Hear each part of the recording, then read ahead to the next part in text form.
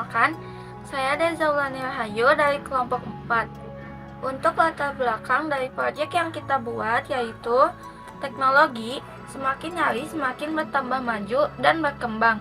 Terdapat banyak sekali layanan-layanan internet serta birokrasi khusus tempat membayar zakat. Namun, apakah semua orang dapat merasakan layanan internet? Serta, apakah semua orang percaya dengan birokrasi? Kadang, selain biaya internet yang masih tinggi, rasa belum percaya dengan birokrasi ini yang menjadi kendala untuk mereka yang mau memeriksa berapa wajib zakat yang harus mereka keluarkan, yang merupakan salah satu kewajiban umat Islam untuk mengeluarkan zakat bagi yang sudah nisab, sebagaimana yang dijelaskan dalam Al-Quran dan Al-Hadis, untuk mengatur pengeluaran dan penyaluran harta umat dan pembagiannya. Kesulitan untuk melakukan perhitungan zakat secara mandiri atau individu karena belum memahami perhitungan zakat, khususnya perhitungan zakat hasil ternak.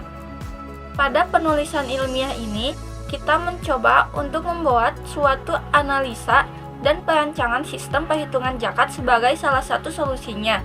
Metode penulisan yang dipakai untuk perancangan menggunakan flowchart diagram yang menggambarkan alur bagian yang menguraikan tahapan-tahapan dalam penyelesaian suatu masalah yang dituangkan dalam bentuk algoritma. Rumusan masalah dari proyek yang kita buat yaitu yang pertama, apa saja konsep yang digunakan dalam program perhitungan zakat. Kemudian yang kedua, bagaimana cara penggambaran alur program perhitungan zakat. Yang ketiga, apa saja sumber dasar dalam perancangan program perhitungan zakat. Kemudian yang keempat, bagaimana cara kerja program perhitungan zakat. Yang kelima, seperti apa implementasi dari program perhitungan zakat.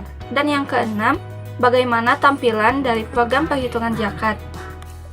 Tujuan dari proyek yang kita buat yaitu yang pertama, untuk memudahkan pengguna dalam proses perhitungan zakat.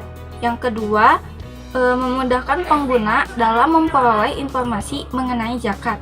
Dan yang ketiga, meningkatkan transaksi dan produktivitas zakat.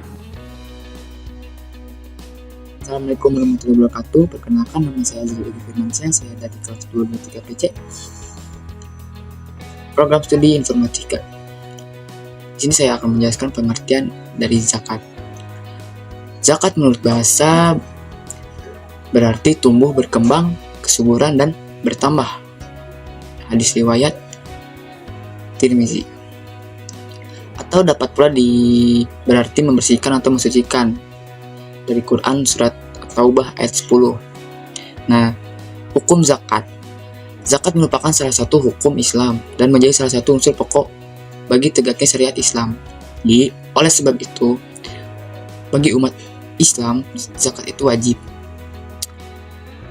bagi yang sudah memenuhi syarat-syarat tertentu. Nah, mungkin syarat-syaratnya nanti akan saya jelaskan.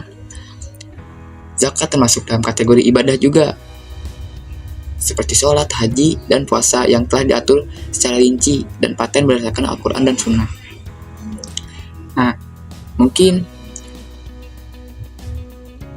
macam-macam zakat. Zakat itu ada dibagi menjadi dua. Yang pertama ada zakat nafs atau bisa disebut zakat fitrah. Zakat fitrah itu zakat jiwa.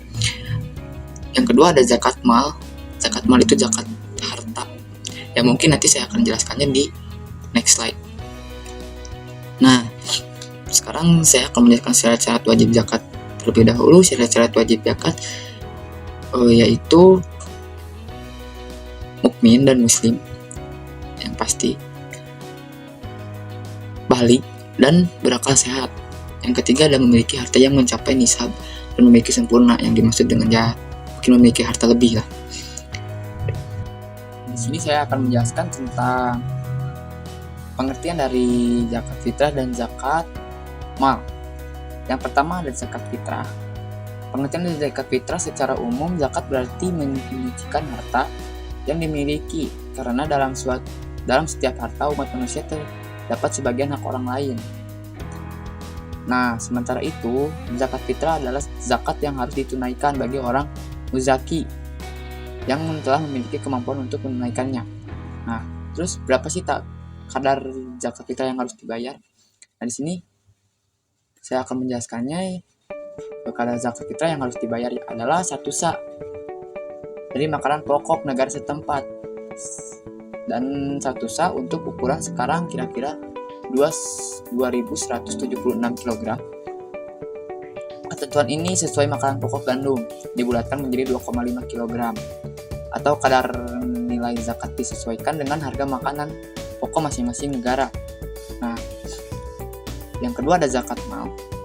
Menurut bahasa, zakat mal itu zakat mal berarti harta adalah segala sesuatu yang diinginkan sekali-sekali oleh manusia untuk memiliki atau memanfaatkan dan menyimpannya. Menurut Syiro, harta adalah segala sesuatu yang dapat dimiliki atau dikuasai dan dapat digunakan atau dimanfaatkan menurut golimnya. Sesuatu dapat disebut dengan mal, harta, apabila memenuhi dua syarat, yaitu yang pertama ada dapat dimiliki, disimpan, dihimpun, dan dikuasai. Nah, yang kedua dapat diambil manfaatnya sesuai dengan golimnya, misalnya rumah, mobil, ternak, hasil pertanian, uang, emas, perak, dan lain sebagainya. Nah, di sini ada syarat-syarat kekayaan yang wajib dizakati.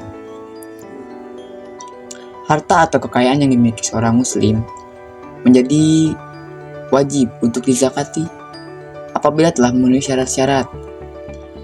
Syarat yang pertama yaitu milik penuh atau milik sepenuhnya gitu, berkembang, cukup nishab, lebih dari kebutuhan pokok, lebih dari kebutuhan pokok ya, misalnya kita mempunyai lebih kebutuhan pokok kita yang mungkin kita bisa menzakatinya gitu. Yang kelima ada bebas dari hutang. Kita juga harus bebas dari hutang kalau ingin syarat-syarat kekayaan kita yang wajib dizakati gitu. Yang kelima adalah bebas dari hutang. Yang keenam berlalu 1 tahun. Yang dimaksudnya yang berlalu 1 tahun itu yang mungkin yang sudah tidak terpakai oleh kita yang sudah bertahun-tahun gitu, mungkin bisa dizakati. Nah, yang kedua ada harta mal yang wajib dizakati. Yang pertama binatang ternak. Nah, kita juga di binatang ternak bisa kita zakatkan melalui zakat mal gitu. Binatang ternak seperti apapun itu juga bisa gitu. Yang kedua ada emas dan perak. Emas dan perak yang mungkin perhitungannya bisa diperhitungkan lah kalau misalnya zakat emas dan perak itu dari mulai 1 kilonya berapa, 2 kilonya berapa gitu. Di harta perniagaan, hasil pertanian kita juga bisa dizakatkan melalui zakat mal gitu. Terus madin dan kekayaan laut pun bisa. Setelah itu mungkin setelah saya menjelaskan tentang zakat gitu, sekarang saya akan menjelaskan tentang studi kasus observasi dan wawancara hasil dari kelompok kami gitu. Observasi dan wawancara pada tanggal 5 Januari 2024. Narasumber dari Bapak Ahmad Nursidik. Tempatnya di Jalan Cibogo Indah, nomor 17, Cangkuang Kulon, Kecamatan Dayakolot, Kabupaten Bandung, Jawa Barat. Nah, sejarah dari Darul Amanah wa Tarbiyah. Apa sih Darul Amanah wa Tarbiyah itu? Darul Amanah wa Tarbiyah itu yayasan yang sudah berdiri kurang lebih dari sekitar 10 tahun yang dipimpin oleh Bapak Ahmad Nursidik. Yayasan ini awalnya hanya sebuah tempat ngaji anak-anak sekitar gitu. Namun, seiring berjalannya waktu, Darul Amanah wa Tarbiyah ini juga menaungi taman kanak-kanak, madrasah diniyah, takmiliyah atau bisa disingkat dengan MDT, dan kegiatan sosial-sosial lainnya. Nah, di sini juga ada hasil observasi dan wawancara. Saat ini juga Yayasan Darul Amanah wa Tarbiyah ini hanya menerima zakat fitrah, belum sampai ke zakat lainnya ya. Contohnya zakat mal. Zakat fitrah yang diterima berupa uang dan beras. Untuk penyelenggaraan zakat tersebut, yayasan ini tetap berpatok pada ketentuan Al-Quran bahwa yang berhak menerima itu 8 golongan. Tetapi di yayasan ini hanya menerima 4 golongan, yaitu fakir, miskin, dan amilin dan sabilillah. Nah, di sini ada dokumentasi hasil wawancara kami dengan Bapak Ahmad Nursidik sini juga ada tempatnya, tempat madrasahnya juga, rumah Bapak Ahmad juga, dan pondok pesantrennya juga. Di sini metode penelitian yang kami gunakan di dalam penelitian ini perlu dilihat bagaimana kemampuan dari sebuah sistem yang akan digunakan dalam memecahkan masalah yang ada sehingga dapat bermanfaat bagi umat Islam. Nah, dalam membangun sebuah sistem, kita perlu memperhatikan dan memahami dan mempelajari keadaan dari suatu objek yang akan diteliti, sehingga variabel-variabel apa saja sih yang menjadi faktor pengamat atau masalahnya. Nah, dari kondisi-kondisi yang ada perlu dikaitkan dengan metode yang akan dipakai serta pengalaman yang berkaitan untuk mencari solusi atau model yang sesuai dalam masalah tersebut. Nah, setelah saya menjelaskan tentang zakat, sejarah, ya mungkin kita sekarang akan maju ke tahap proyeknya. Sebelum ke proyeknya, saya akan menjelaskan dulu tentang flowchart. Nah, di slide selanjutnya saya akan menjelaskan tentang flowchart. Flowchart adalah representasi secara simbolik dari suatu algoritma atau prosedur untuk menyelesaikan suatu masalah.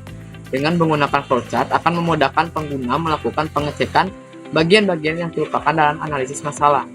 Di samping itu juga, flowchart juga berguna sebagai fasilitas untuk berkomunikasi antara program yang bekerja dalam tim suatu proyek.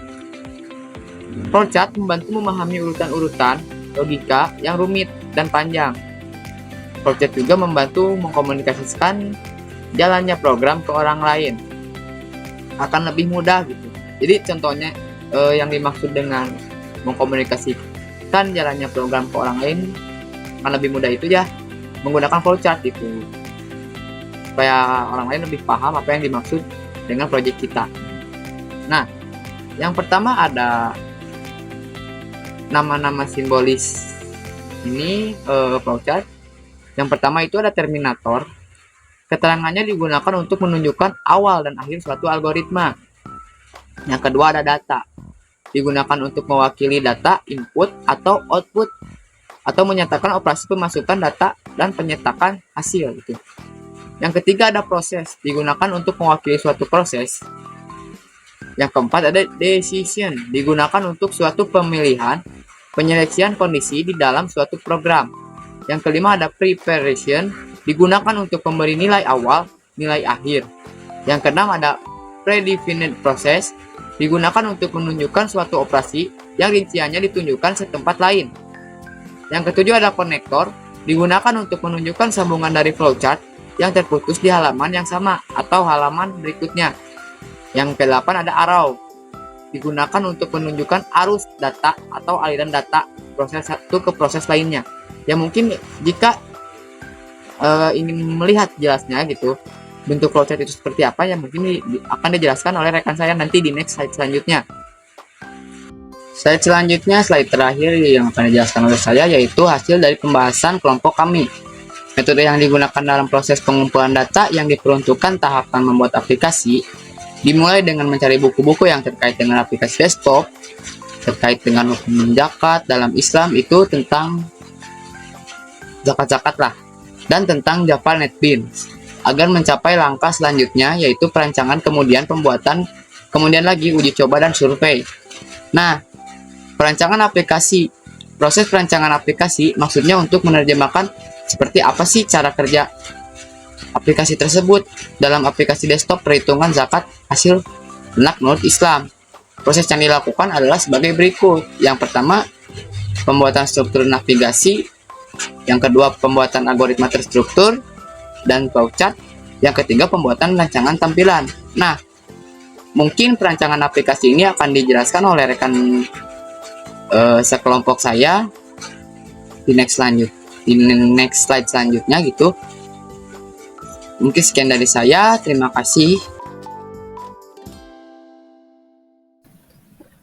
Struktur navigasi adalah urutan alur informasi dari suatu aplikasi. Dengan menggunakan struktur navigasi yang tepat, maka suatu aplikasi mempunyai suatu pedoman dan arah informasi yang jelas.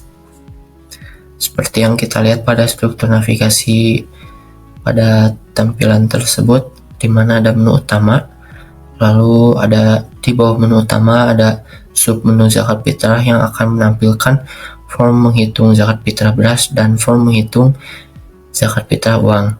Lalu pada sub menu zakat mal, maka akan menampilkan form menghitung zakat mal emas, form menghitung zakat mal perak, dan form menghitung zakat mal uang. Lalu pada sub menu sedekah akan menampilkan form menghitung uang sedekah. Lalu pada sub menu dalil akan menampilkan dalil zakat. Lalu pada sub menu about akan menampilkan panduan penggunaan aplikasi. Lalu pada sub menu info akan menampilkan tentang zakat. Lalu pada sub menu keluar akan menampilkan rincian transaksi.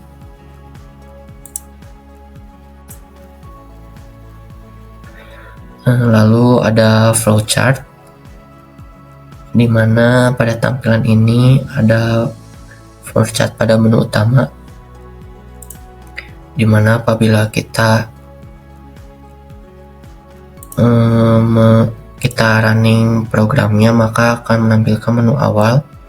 Lalu kita deklarasi dulu seperti string nama, string email, info family member, double money amount, double rice weight, double rice price per kg, double zakat fitrah per person sama dengan 2,5, yaitu double gold amount, lalu double gold price per gram, lalu double zakat mal rate sama dengan 0,025, lalu double zakat mal amount, double silver amount, double silver price per gram, lalu ada double sedekah amount.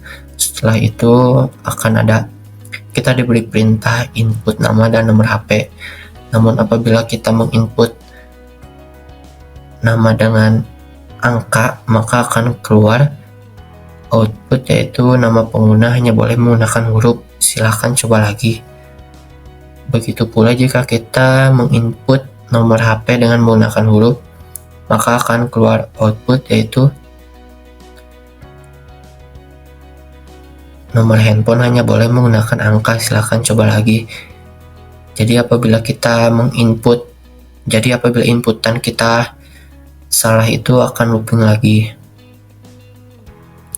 Lalu kita masuk ke menu utama, yaitu menampilkan menu utama. Jadi menu utama akan ditampilkan ada 7 pilihan. Jadi apabila memilih pilihan 1 akan menampilkan menu zakat fitrah. Lalu jika memilih 2 akan menampilkan menu zakat mal. Lalu jika memilih 3 akan menampilkan menu sedekah. Lalu jika memilih 4 akan menampilkan menu dalil. Dan jika setelah memilih menu dalil itu akan looping lagi ke menu utama. Jika memilih 5 akan menampilkan menu about, lalu akan looping lagi ke menu utama. Jika memilih 6 akan menampilkan menu info, lalu looping lagi ke menu utama.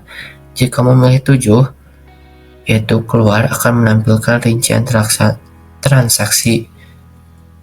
Setelah keluar rincian transaksi akan ada output, yaitu tekan tombol enter jika ingin melakukan transaksi.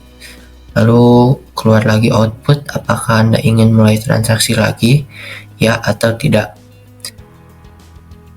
Apabila memilih ya, maka akan looping lagi ke tampilan menu utama. Apabila tidak, maka aplikasi selesai. Ini adalah algoritma menu awal.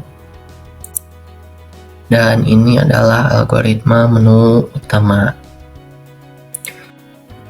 Berikut adalah tampilan flowchart zakat fitrah, di mana yang tadi setelah di menu utama apabila kita memilih menu zakat fitrah, maka akan menampilkan menu zakat fitrah. Lalu kita diberi perintah untuk menginput pilihan. Jika memilih 1 maka akan menampilkan yaitu beras, menu beras, di mana kita harus menginput family member, yaitu jumlah orang, lalu input rice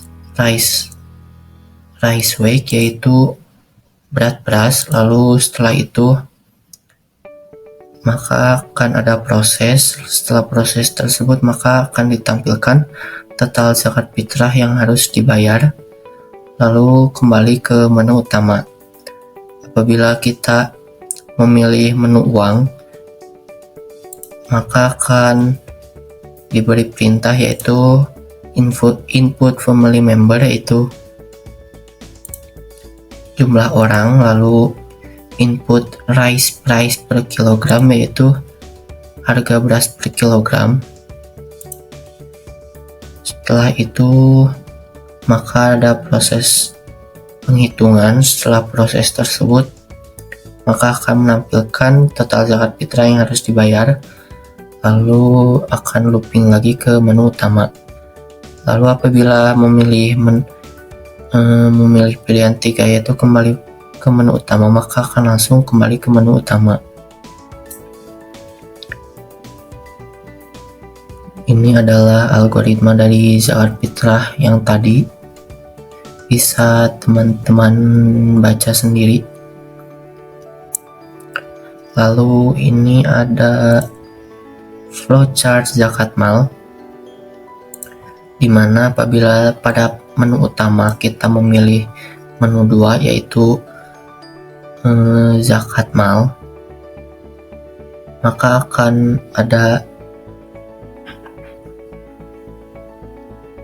menampilkan menu zakat mal terlebih dahulu, lalu ada pilihan lagi, lalu kita diberi perintah untuk input pilihan.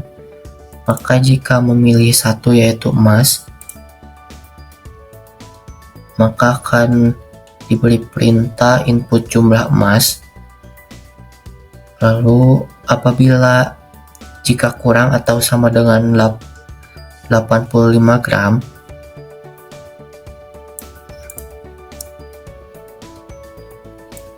jadi ketika kita menginput jumlah emas, apabila kurang dari 85 gram maka akan menampilkan Anda belum wajib membayar zakat karena jumlah emas atau perak kurang atau sama dengan 85 gram. Lalu akan looping lagi ke menu utama. Tapi apabila kita menginput jumlah emasnya yaitu di atas 85 gram, maka akan lanjut ke input gold price per gram, yaitu harga emas per kilogram. Setelah itu maka langsung diproses, yaitu zakat mal amount sama dengan 0,025 dikali gold amount kali gold price per gram, atau 0,025 dikali jumlah emas dikali harga emas per gram. Lalu setelah itu maka akan menampilkan total zakat mal emas yang harus dibayar. Lalu setelah itu maka akan looping lagi ke menu utama. Namun apabila pada menu zakat mal kita memilih pilihan 2 yaitu perak, maka kita akan diinput jumlah, yaitu input silver amount, yaitu jumlah perak. Kurang lebih sama apabila kita menginput kurang dari atau sama dengan 85 gram, maka akan menampilkan Anda belum wajib membayar zakat karena jumlah emas atau perak kurang atau sama dengan 85 gram. Setelah itu maka akan looping lagi ke menu utama. Tapi apabila kita menginput jumlah peraknya yaitu di atas 85 gram, maka kita akan diberi perintah yaitu input silver price per gram, yaitu harga perak per gramnya ya. Setelah itu setelah memasukkan harga perak per gram maka langsung diproses, yaitu zakat mal amount sama dengan 0,025 kali silver amount kali silver price per gram, atau 0,025 kali jumlah perak dikali harga perak per gram. Setelah itu maka akan menampilkan total zakat mal perak yang harus dibayar. Setelah itu maka langsung looping lagi ke menu utama. Lalu jika pada menu zakat mal kita memilih pilihan 3 yaitu uang, maka kita akan diberi perintah input money amount atau jumlah uang. Jadi setelah kita menginput jumlah uang, apakah jumlah uang kita lebih dari jumlah uang kita kurang dari 100 juta, kurang dari atau sama dengan 100 juta. Apabila benar, maka Anda tidak wajib membayar zakat karena jumlah uang kurang dari 100 juta. Apabila false, yaitu berarti 0,025 dikali jumlah uang tersebut. Setelah itu 0,025 dikali jumlah uang yang diinput pada awal tersebut. Setelah itu menampilkan total zakat mal yang harus dibayar. Setelah itu maka looping lagi ke menu utama.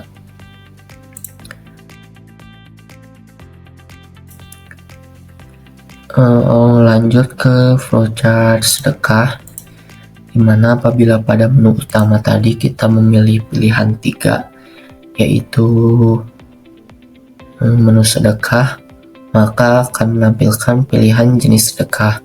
Setelah itu kita diberi pilihan, lalu kita menginput pilihan. Jika pilih 1 yaitu uang, maka akan menampilkan menu uang, di mana kita harus menginput sedekah amount atau jumlah uang. Setelah itu langsung keluar output menampilkan hasil, yaitu menampilkan jumlah sedekah yang diberikan. Setelah itu maka akan looping lagi ke menu utama. Apabila pada menu sedekah kita memilih opsi 2 yaitu kembali ke menu utama, maka akan looping lagi ke menu utama. Kurang lebih seperti ini algoritma sedekah. Berikut adalah mockup pada menu utama, di mana ada menu awal yaitu zakat Ponpes, lalu kita diberi perintah masukkan nama, masukkan nomor handphone, lalu keluar output menu utama yaitu submenunya 1 sampai 7, lalu kita harus memilih opsi. Kita lanjut ke mockup zakat fitrah.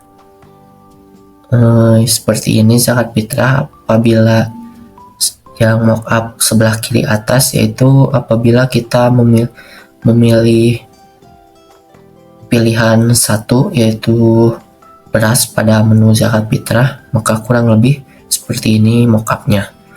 Lalu yang di mockup kanan bawah, apabila kita memasukkan pilihan 2, kurang lebih mockupnya seperti ini. Lalu ini ada mockup zakat mal. Pada gambar yang di paling atas kiri, yaitu jika kita memilih pilihan 1 yaitu emas, kurang lebih seperti ini mockupnya. Lalu jika kita memilih pilihan 2, maka mockupnya kurang lebih ada seperti di gambar kanan atas. Lalu jika memilih pilihan 3 yaitu kurang lebih mockupnya akan seperti gambar yang ada di kanan bawah. Ini adalah mockup apabila kita memilih pilihan menu sedekah, lalu kita memilih pilihan jenis sedekahnya yaitu 1 yaitu uang, maka akan menampilkan mockup yang seperti ini. Lalu ini apabila pada menu utama kita memilih pilihan dalil, yaitu maka akan menampilkan informasi dalil seperti ini.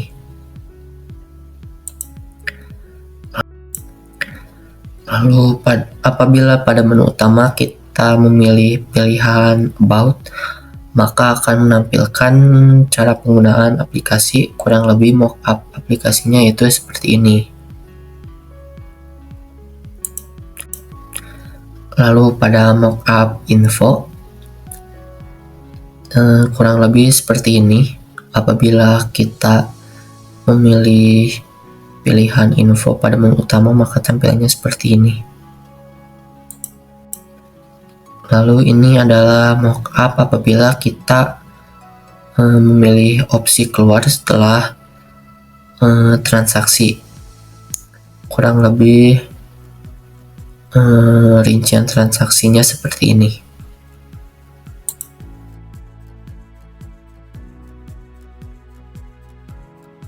Oke, di sini saya akan melanjutkan penjelasan sebelumnya oleh teman-teman saya, yaitu tentang aplikasi perhitungan zakat di Ponpes Watarbiyah. Pada di sini saya akan mendemonstrasikan aplikasi tersebut. Di awal menu kita disediakan yaitu untuk menginput atau diharuskan menginput nama muzaki atau seorang yang akan membayar zakat. Pada input nama di sini kita diharuskan untuk menginput sebuah huruf. Jika kita menginput sebuah angka, maka output yang akan keluar akan seperti ini.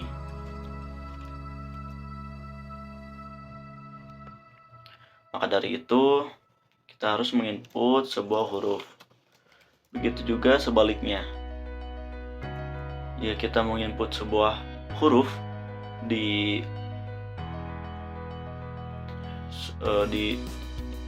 jika kita menginput sebuah huruf di nomor handphone, maka akan keluar output seperti sebelumnya. Kita coba di sini akan menginput sebuah nomor langsung saja. Jika kita ketik enter, maka akan lanjut ke menu selanjutnya, yaitu menu utama. Di menu utama ada 7 opsi. Ada opsi zakat fitrah, zakat mal, sedekah, about, bantuan, info, dan keluar atau print transaksi. Di awal saya akan menginput menu about terlebih dahulu sebelum kita masuk ke 3 menu utama, yaitu zakat fitrah, zakat mal, dan juga sedekah. Kita akan masukkan opsi 4, yaitu about. Pada opsi about ini kita akan dijelaskan tentang dalil, hadis, dan sunnah tentang zakat fitrah atau kewajiban zakat mal juga sedekah. Setelah kita enter, maka akan langsung menampilkan menu utama lagi.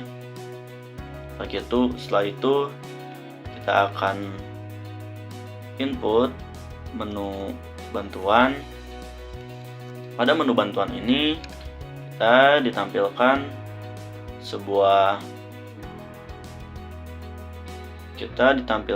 bagaimana tata cara penggunaan aplikasi ini, dari mulai menginput sampai dengan selesai. Setelah itu sistem otomatis menampilkan menu utama kembali. Oke, selanjutnya kita akan masuk ke menu info. Nah, pada menu info kita ditampilkan berupa informasi tentang zakat, mulai dari syarat-syarat zakat, rukun-rukun zakat, dan asnaf atau golongan penerima zakat. Bisa kita lihat di sini ada informasi tentang zakat. Jika tadi sebelumnya adalah berupa dalil dan hadis, di sini adalah informasi seputar zakat itu sendiri. Nah, setelah kita input menu info dan akan keluar menunya, otomatis sistem seperti tadi akan kembali ke menu utama. Selanjutnya kita akan masuk ke menu inti, yaitu zakat. Kita akan masuk ke pertama-tama adalah zakat fitrah. Nah, pada menu zakat fitrah ada dua opsi, yaitu zakat beras dan zakat fitrah uang. Kita akan coba pada zakat fitrah beras.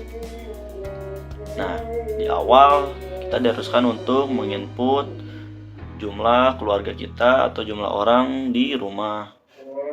Kita akan input misal di sini 5. Lalu kita diharuskan untuk menginput berat beras yang sering dikonsumsi oleh keluarga kita atau kita. Itu misal di sini kita input 2,5 kilogram maksud saya. Lalu output akan otomatis keluar. Kita lanjut ke zakat fitrah berupa uang. Kita coba bagaimana zakat fitrah berupa uang. Di sini kita mengharuskan untuk seperti tadi masukkan jumlah keluarga atau orang di rumah kita. Misal kita masukkan 1 orang. Juga kita harus masukkan harga beras per kilogram pada hari ini.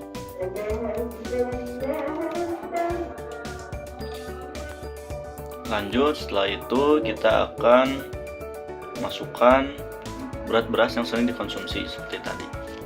Misal di sini kita akan masukkan berat beras yang dikonsumsi itu adalah 1 kg. Maka output akan keluar berupa jumlah uang yang harus dibayarkan.